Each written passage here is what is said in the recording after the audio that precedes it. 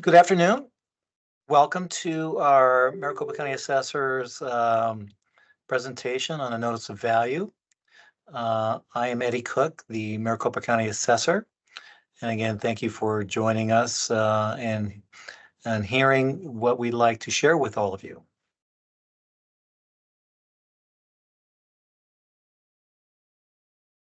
Deborah, if you could move, there we go, thank you. Well, I've been fortunate and very honored to be part of the Assessor's Office now for 4 years. It's been a great joy to be in this role. And many of you know that the assessor is not the guy who collects the taxes. That's one of the funny questions that I get, is that I always ask folks, do you even know what the assessor does? And they always say, well, you're the guy who collects the taxes. Well, I am not the tax guy.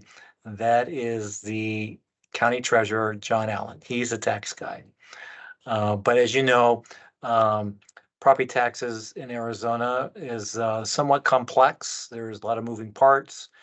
You know, the assessor is part of that process and providing the valuation of all taxable property that is assessed, and then those governing bodies that take the assessed values that we've do fairly and equitably. They apply the property tax rates like cities and towns, county board of supervisors, school boards, water, fire districts, and etc. They take this valuable information to create policy, to do wonderful things, from education to public safety to, infrastructure, water, sewer, and so forth. But anyways, it's been a great joy to be part of this office. I've had an extensive background in public service for nearly 14 years.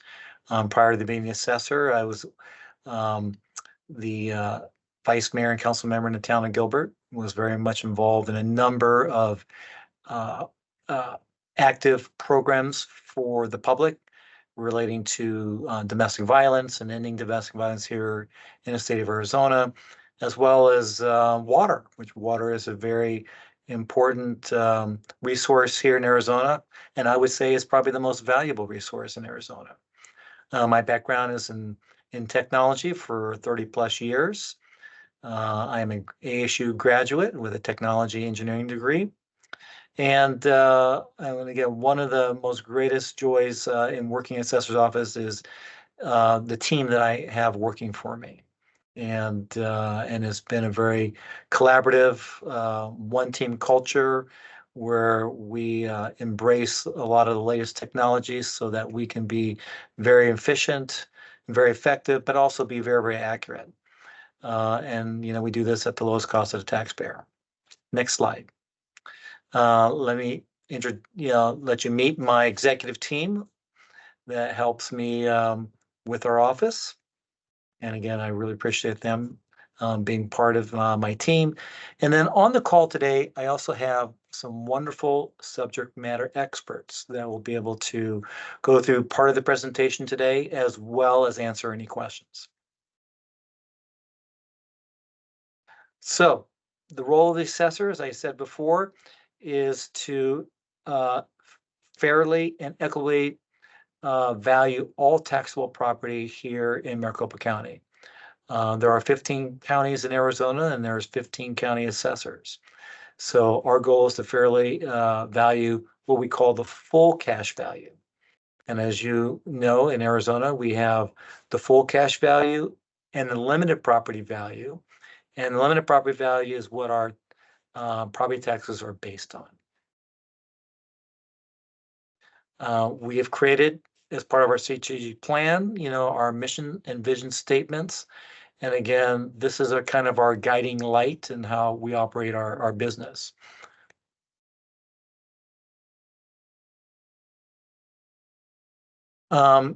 We've had some wonderful legislative successes this past year. What I have found being here in the assessor's office is that we have probably one of the most complex property tax codes and statutes in the country. And I'm an individual that likes simplification and clarity in our property tax code. So we, from time to time, are very proactive in we'll call somewhat property tax reform, but it's more about again the simplification and providing clarity to the statutes that are in place. So we've been very successful for the last couple of years of getting bills signed in the legislation, as well as the governor signing off on our bills. So we're here to talk about our 2025 values that we sent out. I always like to joke around our Valentine's card. So about a week ago, we sent out nearly 1.7 million notices of values to all the wonderful property owners here in Maricopa County. But I have a trivia question for all of you. So if you would like to participate in chat, so it is the icon toward the top of the screen says chat. If you'd like to participate, please send us, in chat what you believe the answer is. So the question is, Maricopa County is the fourth largest county in Maricopa County, or in the country. And as of tax year 2025, what do you believe is the total full cash value that we calculated for 2025? And I'll just give you a moment to answer that question. And hopefully we'll get a couple responses here.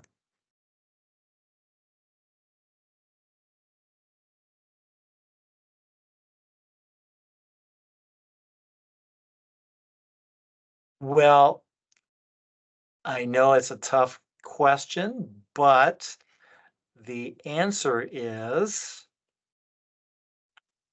we crossed over the $1 trillion mark as it relates to the total cash value here in Maricopa County. And that's really attributed to the amazing growth that we've had in Maricopa County for over a decade. And we're seeing, more and more corporations and businesses moving to Maricopa County to set up shop. And we're seeing more and more families moving to the Valley of the Sun, only because it provides a lot of economic opportunities for folks to work. But there's many, many communities here in the Valley that provide wonderful places to live. And in general, property taxes in Arizona are some of the lowest in the country. And a lot of folks are enjoying the low, sales taxes and property taxes. So you're seeing that Maricopa County is really a magnet for businesses and folks to move to. So that's why you're seeing such a demand of properties and prices that have been increasing for many, many years. So we have, as it relates to the number of parcels, again, about, just north of 1.7 million parcels. And the breakout here, as you can see, from single family residential homes to agriculture. And single family residential homes make up the majority of that 1.7 million parcels. Here's a slide that actually shows you the median values and the percent changes from last year to this year. So out of the 6 categories of property types that we have here, you'll see that 5 of the 6 saw a decrease in percent change of their full cash value. And we haven't seen this kind of change in a long time. The only type of property that we did not see a decrease was commercial. But as you can see here, from the full cash value, 5 of the 6 have changed. And but you're noticing that the limited property value has increased in all the categories of property. And the majority of properties in Maricopa County, nearly 95% of them saw a 5% increase in limited property value. And many of you may know or may remember back in the year 2012, there was a voter initiative that was voter uh, uh, approved and passed called Prop 117, which really changed the way property taxes are now being calculated. And they're all property values that are being used for property taxes are based upon the LPV. So because there's such in general, a large gap between the full cash value and the limited property value, the limited property value is trying to catch up to the full cash value year after year after year. But the maximum increase of that LPV can only increase to a maximum of 5% annually. So it's trying to catch up to the full cash value every year by 5%.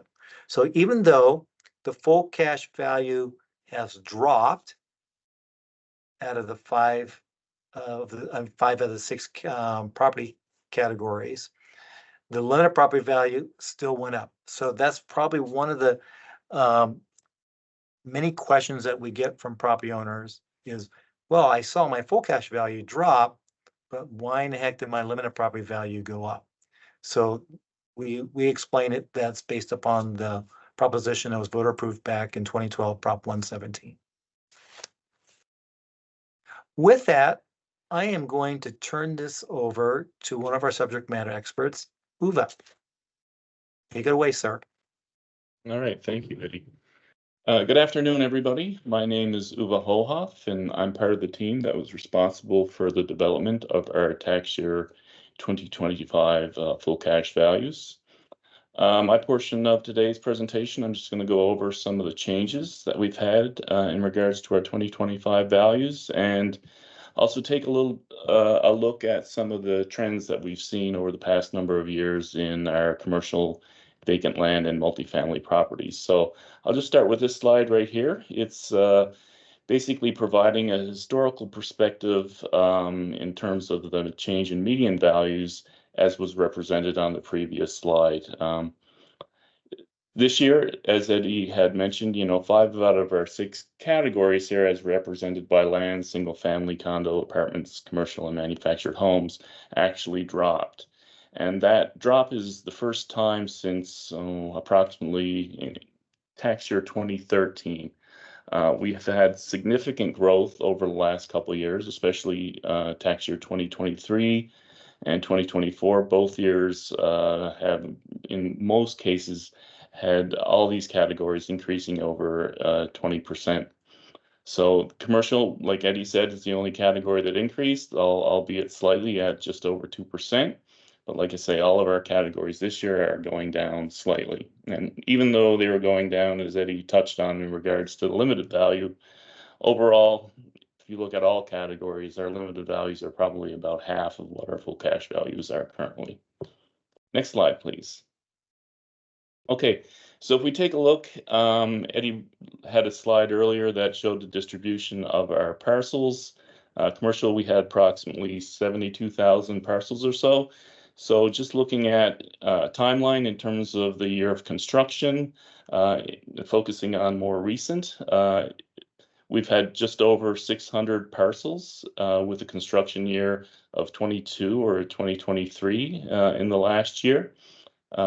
It's been fairly steady over the last number of years. Again, nowhere near the run-up that we had between 2004 and 2006.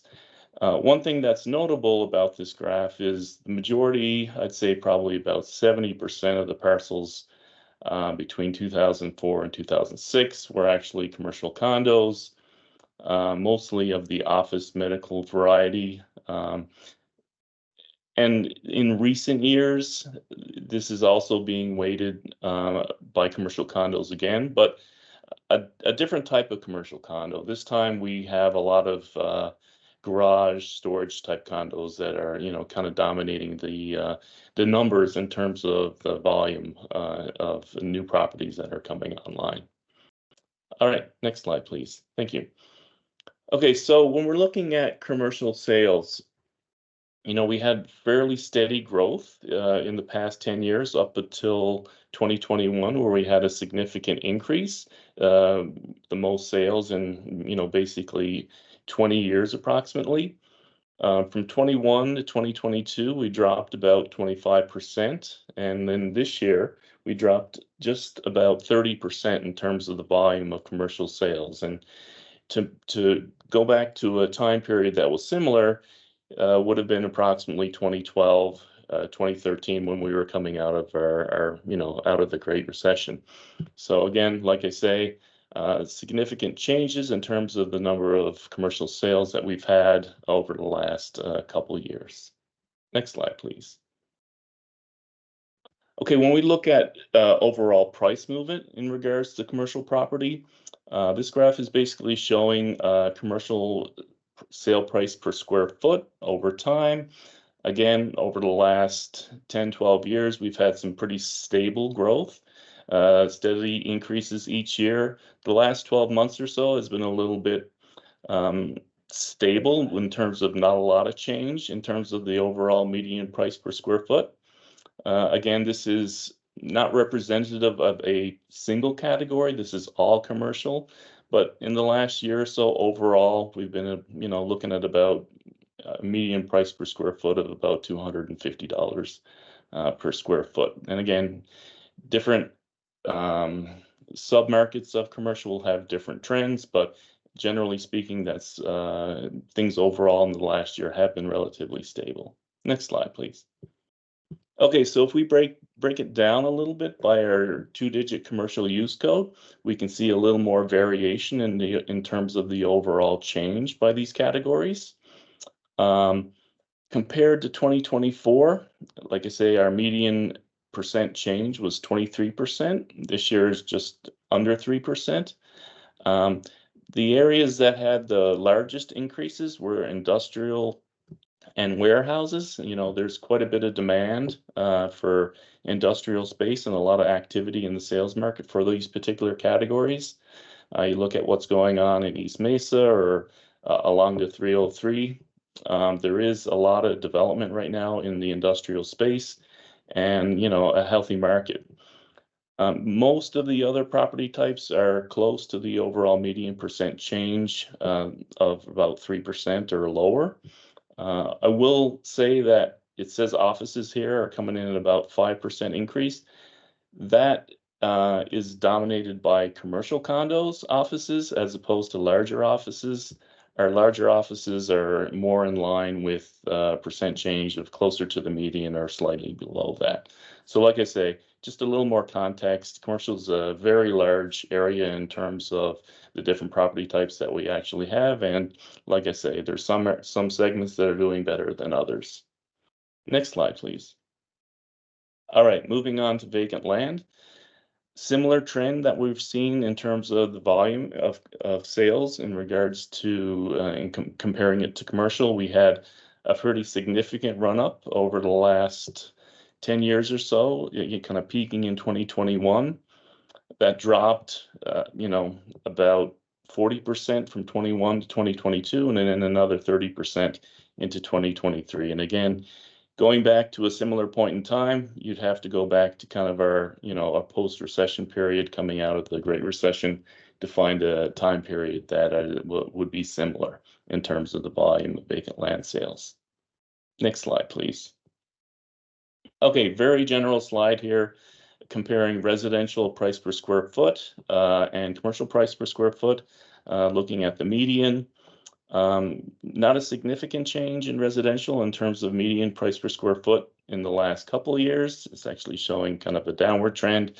Again, this represents all sales. It doesn't specifically identify large versus small. So there is some variation there in terms of what's selling. But all in all, if we look at residential, about $3 per square foot is the median.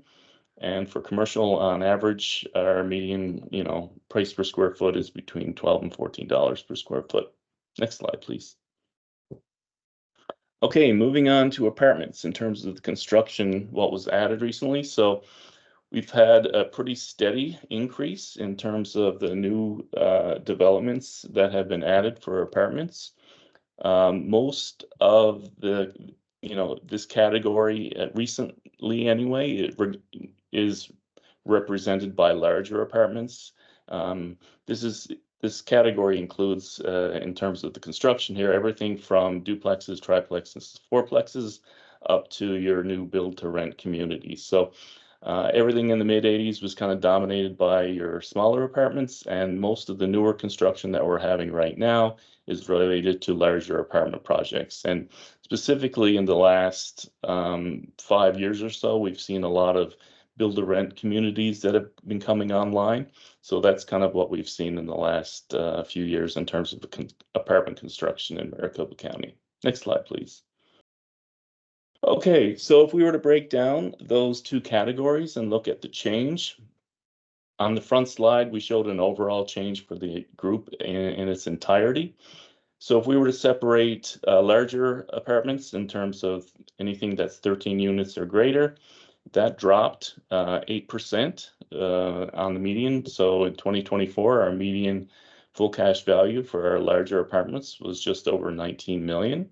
That dropped to just over 17.5 million. So that was a drop of just over 8% from tax year 2024 to 25.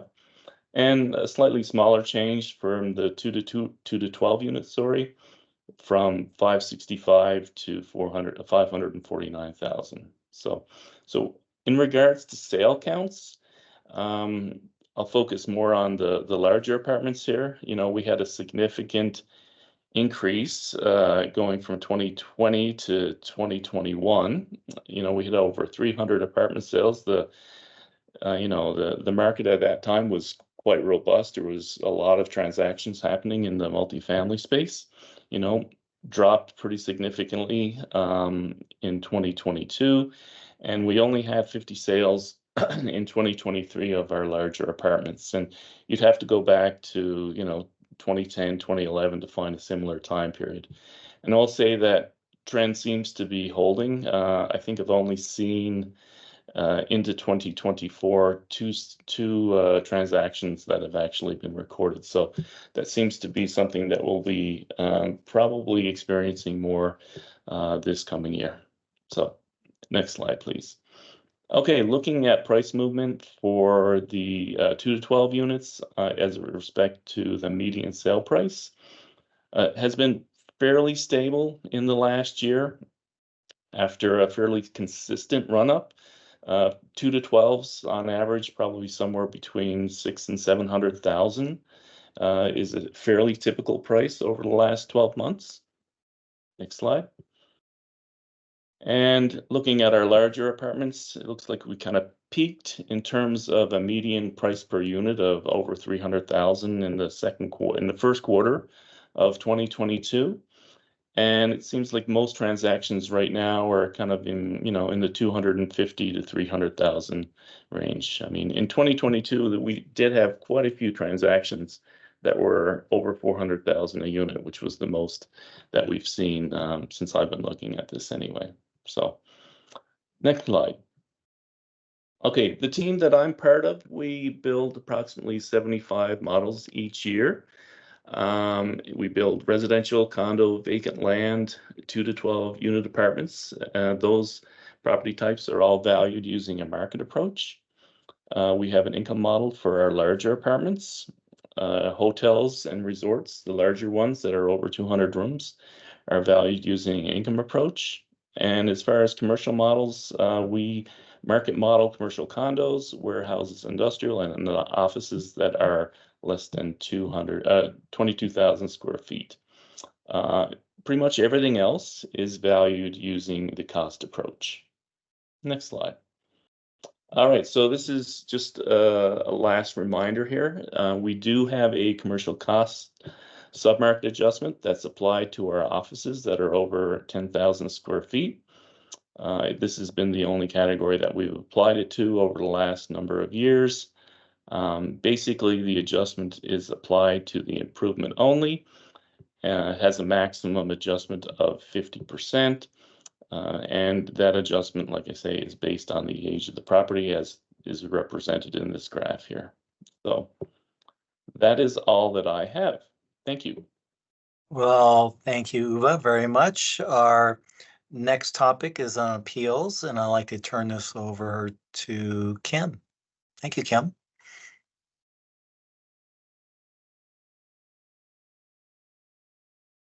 Kim, you're muted. Thank you. My name is Kim Jaskin. Sorry about being muted, and I'll be sharing with you some appeal information. Okay, go ahead, next slide.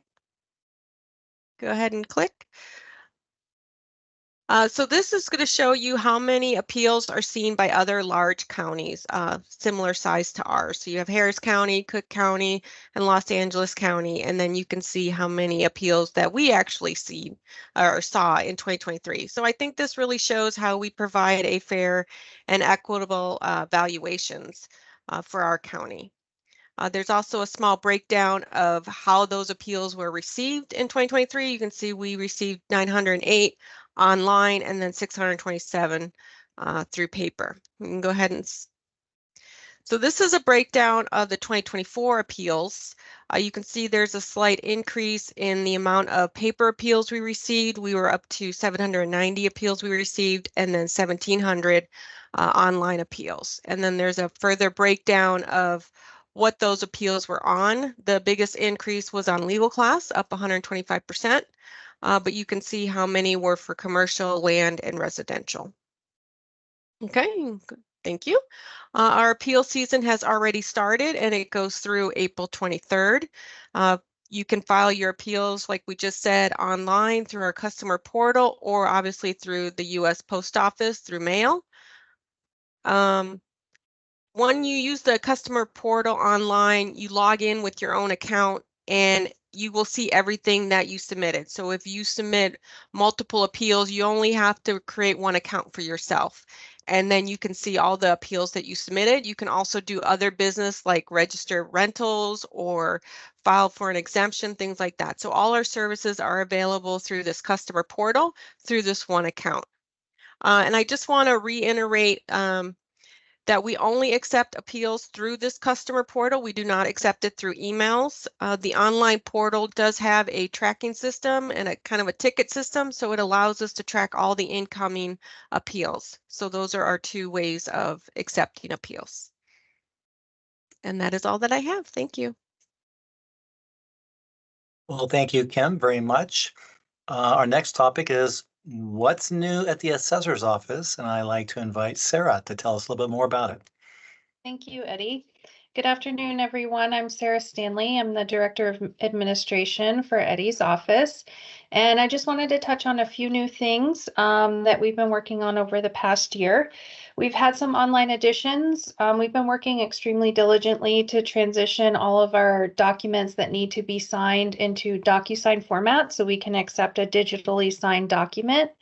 One of the most notable ones will be the notice of claim. You're able to complete that as a DocuSign format and then email the completed form to the asr.claims@maricopa.gov email address.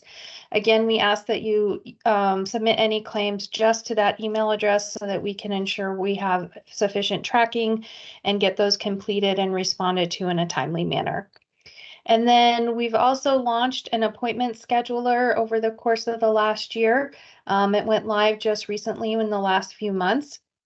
Through this scheduler, you can schedule 20-minute virtual or in-person appointments with our public assistance team and schedule in-person appointments at the Sun City CAN online. So the appointments at Sun City CAN are held in person, but you can conduct the scheduling of those through our online appointment scheduler. So two great additions there. The next thing we did revamp our notices of value for this coming year. We kind of updated the format, incorporated some color. So you can see here is a example of our new notice of value that just went out on February 23rd, just a few days ago. It's an 8.5 by 11 sheet versus the small postcard size that we have historically been using over the last several years. It incorporates the new countywide brand. The county went through an entire branding revamp, and so we've incorporated that branding into these notices and all of our other documents as well. And then the color scheme and logo are inspired by our Southwestern roots. So you can see here, we've got some orange and blue, jazz it up a little bit, make it a little bit easier to understand the information and find what you're looking for on the notice. And of course, have all the pertinent information. And that's all I got, Eddie. Thank you. Well, thank you, Sarah. You're welcome. Well, one of the exciting news we'll share with you is that this last year, the Maricopa County Assessor's Office was named the top workplace in Arizona in 2023. And there were more than 5,000 businesses that applied for this award. And out of the 5,000, 137 of them was recognized. And we were one of the 137. In fact, we were the only government agency to make the list. So I'm very, very proud of the assessors team. And again, they're very wonderful and high performance professional work ethics and just their ability to provide the best in class customer support has made that award possible. So we're just very thrilled to be honored with this award and all the wonderful things that we do in the office. In fact, many times we get asked or we get shared with a lot of folks that, the Maricopa County Assessor's website is the best of its kind. It provides a tremendous amount of valuable information for many, many agencies around, the Valley. We even, have 911 services that take advantage of the data that we have here in the Assessor's Office. Again, I'm very, very proud and very excited to share that information with you. Well, we're getting to the end of our presentation. There's a couple ways that you can remain in touch with our office. Obviously, we're downtown in the Phoenix downtown area. We're near the Jefferson and 3rd Avenue. Our public assistance counters up on the 2nd floor. The treasurer's office is down on the 1st floor. You have the ability to give our office a call. There's our phone number there, or you can email us as well. We have presence on Facebook and LinkedIn. We have a Twitter/X account, and we just launched recently an Instagram account. So you can see some wonderful information on Instagram. With that, if you have any questions, please unmute your microphone, or you can submit it over chat, but I have a number of our subject matter experts here to be able to answer any of your questions, but I'll open up the floor for those that might be interested in asking us a question.